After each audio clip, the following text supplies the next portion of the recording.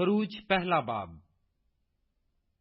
Israel के बेटों के नाम जो अपने अपने घराने को लेकर याकूब के साथ मिस्र में आए, ये हैं: रोबिन, शमौन, लावी, यहूदा, इश्कार, जबलून, बिन्यामीन, दान, नफ्ताली, जद, आशर।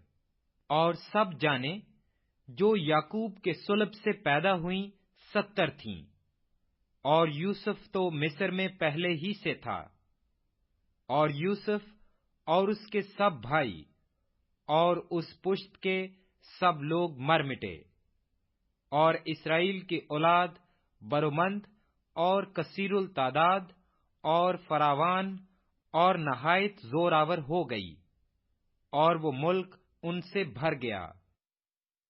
तब मिस्र में एक नया बादशाह हुआ जो यूसुफ को नहीं जानता था, और उसने अपनी कौम के लोगों से कहा, देखो, इसराइल हमसे ज्यादा और कवि हो गए हैं, सो आओ हम उनके साथ हिकमत से पेश आएं, ता न हो कि जब वो और ज्यादा हो जाएं और उस वक्त जंग छिड़ जाए, तो फिर वो हमारे दुश्मनों से मिलकर हमसे लड़ें और मुल्क से निकल जाएं।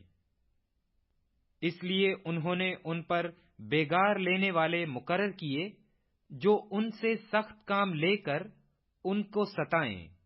सो उन्होंने फिरौन के लिए जखीरा के शहर पतोम और रमसीस बनाए, और उन्होंने जितना उनको सताया, वो उतने ही ज्यादा बढ़ते और फैलते गए। इसलिए वो लोग बनी इस्राएल की तरफ से फिक्रमंद हो गए, और मिस्रियों ने बनी इस्राएल पर तशद्दुद कर करके उनसे काम कराया, और उन्होंने उनसे सख्त मेहनत से गारा और ईंट बनवा बनवा कर और खेत में हर किस्म की खिदमत लेकर उनकी जिंदगी तल्ख की। उनकी सब खिदमतें जो वो उनसे कराते थे तशद्दुद की थीं।